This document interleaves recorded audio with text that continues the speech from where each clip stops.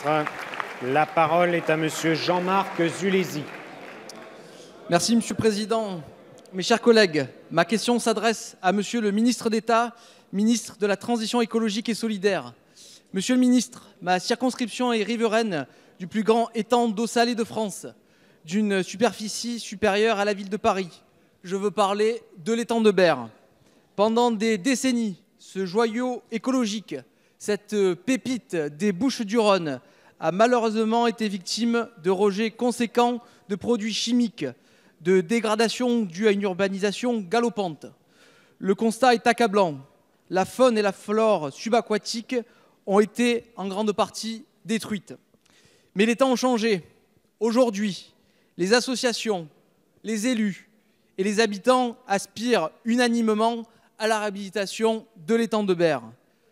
Ce renouveau écologique permettrait le retour d'une biodiversité riche, mais aussi la création de milieux d'emploi dans les secteurs du tourisme et de la pêche. Pour réaliser cet objectif, il y a une solution, saliniser une eau devenue trop douce.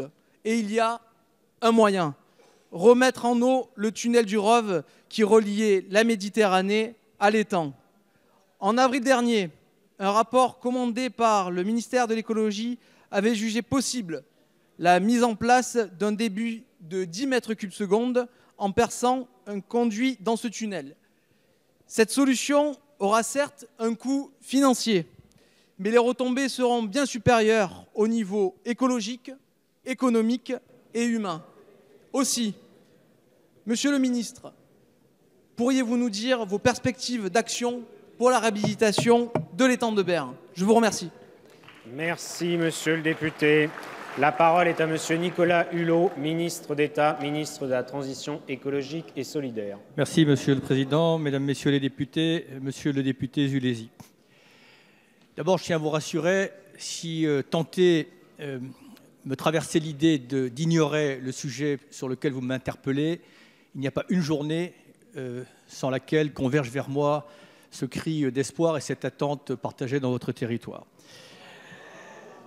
Comme vous l'avez dit, anciennement salé, celui-ci, l'étang de Berre, est actuellement depuis de nombreuses années devenu un étang d'eau douce et par ailleurs excessivement pollué.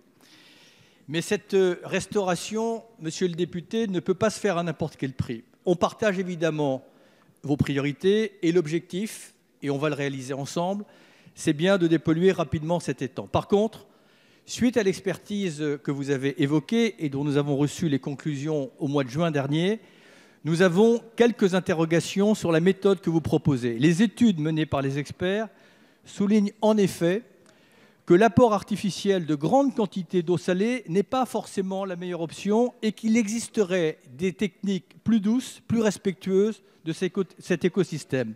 En effet, l'utilisation du canal du Rove, actuellement obstrué, pour alimenter l'étang en eau de mer via un système de pompage, est en plus de son coût très important, puisque cela coûterait 25 millions d'euros, très incertain quant à ses résultats. Il nous paraît donc nécessaire d'en débattre immédiatement avec les partenaires locaux, d'examiner les propositions alternatives plus douces et en parallèle, des dispositifs d'observation seraient utiles pour comprendre le fonctionnement de cet écosystème.